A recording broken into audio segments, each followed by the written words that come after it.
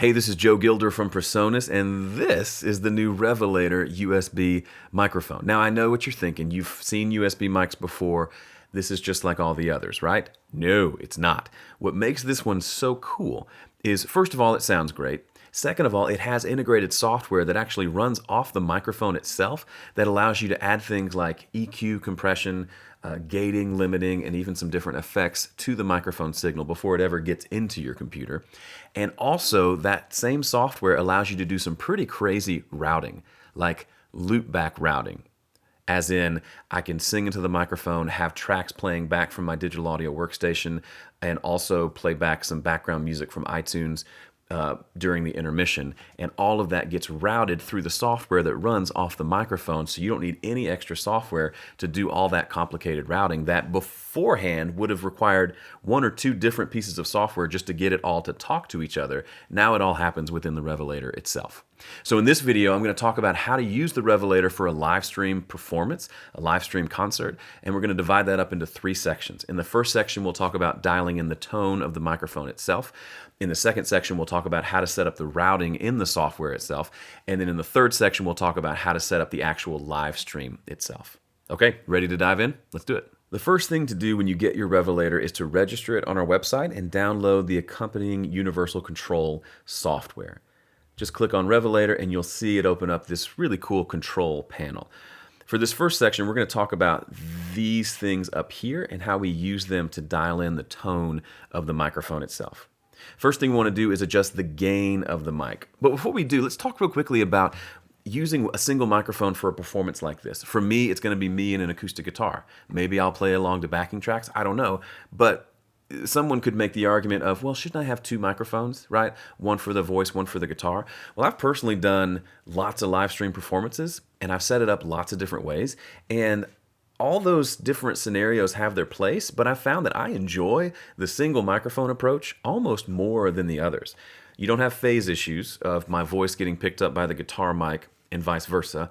You also have the luxury of doing your own balancing, right? So if you're in a room by yourself, you can't really adjust the faders while you're playing. You can maybe do it in between songs, but that's a little clunky.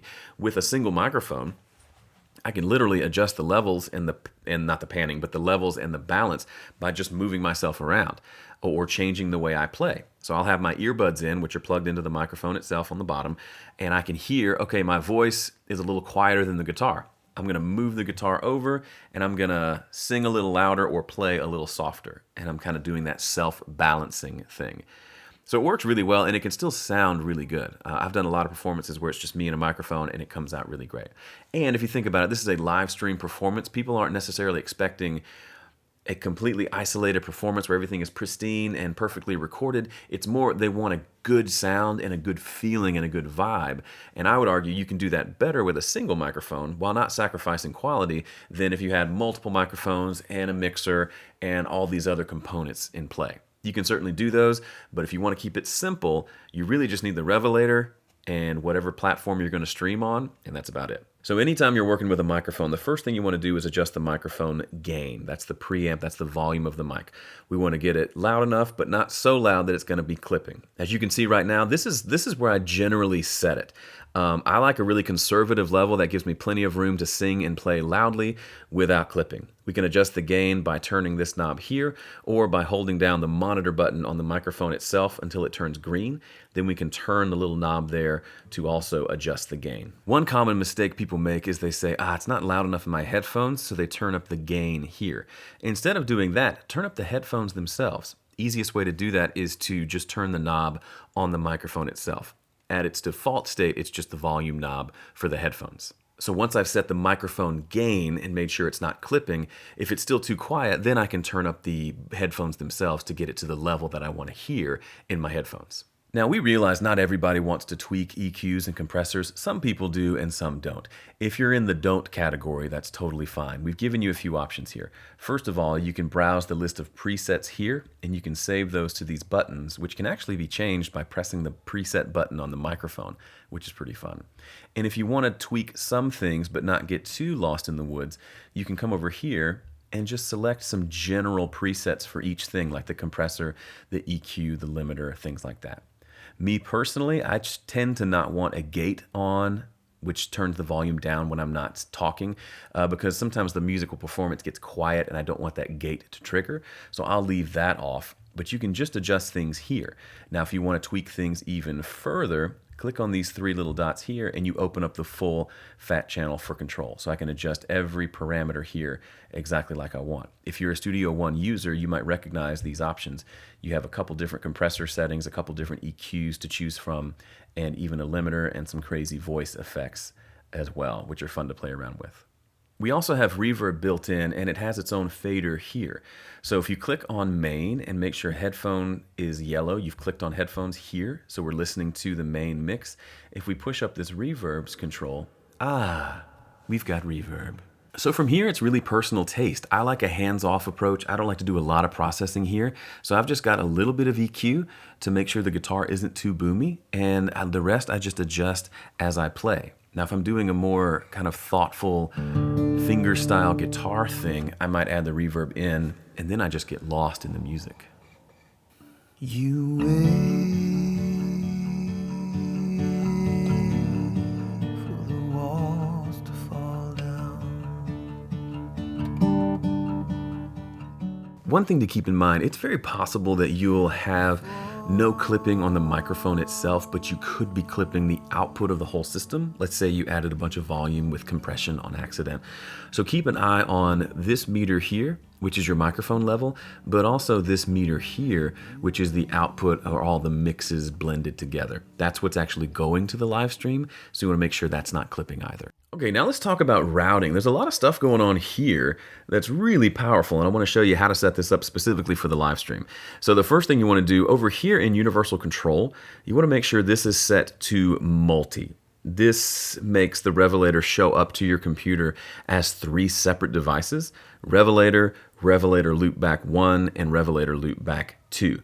That'll be important here in just a second. So once you're in multi-mode, you're good to go here. Now, within this software here, you'll notice we've got some tabs over here: phones, main, loopback 1 and 2, and we've got faders here: playback, loopback 1, loopback 2, and then reverb. And this is our microphone, this is our reverb. We've seen the first and the last one. What do these 3 in the middle do? Well, here's where it gets kind of fun. First thing, for what we're doing here, you just want to use this main output. This is what's going to go up to the live streaming platform. Now, if you're just doing a performance that's just you and a microphone and you don't want any other backing tracks or background music or anything like that, you're done. This is good. You're good to go. You've got the settings that you want. You're ready to go. However, if you want to do things like, let's say we want to have iTunes open playing background music, and then my Studio One, my digital audio workstation, open playing backing tracks for a song or two, we can actually do that and adjust all the levels right here. Let me show you how it's done. First thing you'll want to do is open up your system preferences and change the main output of your entire computer to Revelator. You see how there's Loopback 1 and 2? We're going to use Revelator for that. Now, if we open up iTunes and play some music, you'll see the meters moving here on the playback channel. If you send the computer output to Revelator, this is where it comes. So if we turn this up, you'll hear there's music coming down there. We could have iTunes just looping music for the entire show. Start the show a little bit early, have some music there, and then just fade it down when we start our live stream performance. And then at the end of the show, we just fade it back in, and we've got some background music for the end of the show. But look, we've got 2 more faders here. What do we want to do with those? Let's add some backing tracks via Studio One. By the way, Studio One Artist comes included with the Revelator, which is pretty great. So open up whatever software you're going to use and change the audio device to Revelator Loopback 1. Now we can open up a song and we can drag in, this is an instrumental of one of my songs. And let's say I want to just play a few songs on my show, just me and my guitar, but I really want to play along to these backing tracks for song number 3. It's as simple as hitting play here in Studio One, and we can see over here in the Revelator software, we now have, there's music playing here from iTunes, and we have music playing here from Studio One. And we can adjust those levels independently. And all of this is going out my main output here, which is the live stream audio that you would be hearing if you're attending my live stream concert. Now let's talk about the live streaming platform itself. Now that we have this set up, how do we get that up to YouTube Live or Facebook Live. It's actually not as complicated as you might think. All of those platforms look remarkably similar when it becomes time to use them for live streaming. Whether it's YouTube, Facebook, Vimeo, Ustream, Twitch, and any number of others, they generally ask for two things from you. One, what is your video source? And two, what is your audio source? Video source is typically your webcam, or I use, a lot of times I'll use a DSLR with something called a cam link from Elgato that converts the HDMI into a USB so I can use that as my camera. But for years, I just used the webcam on my computer. So that's the video source. And then the audio source, of course, is going to be the Revelator itself, specifically this main mix that we've created inside the Revelator software. So what do we choose? When it gives you the option to choose your audio source, instead of choosing the built-in microphone on your computer or your normal audio interface, you're going to choose Revelator. And you'll see three there. If you're in multi-mode, like I suggested that you do earlier, you'll see Revelator, Revelator Loopback 1, and Revelator Loopback 2.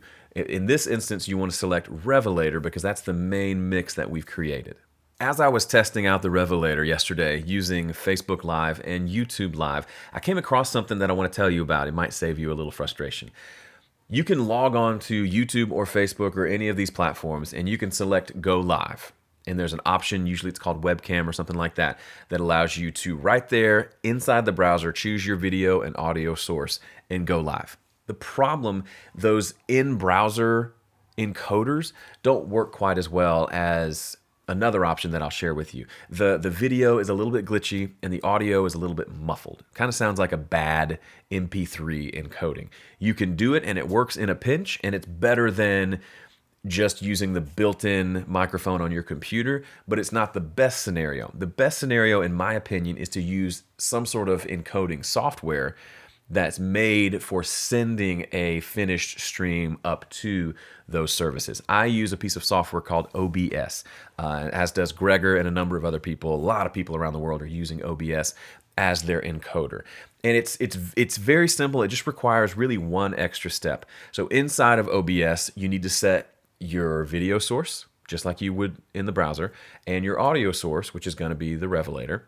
But in addition to that, on the streaming platform that you want to use, you need to go find where it gives you what's called a stream key. You copy that stream key, paste it into OBS, and it will now send its stream, its encoded video with your video and your audio up to that platform or service, and then you can go live from there. That's the way I do it for my live streams, both for myself, for my church, and all the Sphere exclusive live streams that you see. They're all done the same way. It's OBS as the first thing that compiles everything together with a stream key that sends it up to either Vimeo or YouTube or even Facebook, or any other platform, really. Obviously, this video is about a USB microphone, so the video encoder stuff is just extra. You'll need to spend some time kind of figuring out what system works best for your scenario. But suffice it to say, the Revelator and whatever video platform you use are the only two pieces of equipment that you need to pull off a high-quality, great-sounding live stream.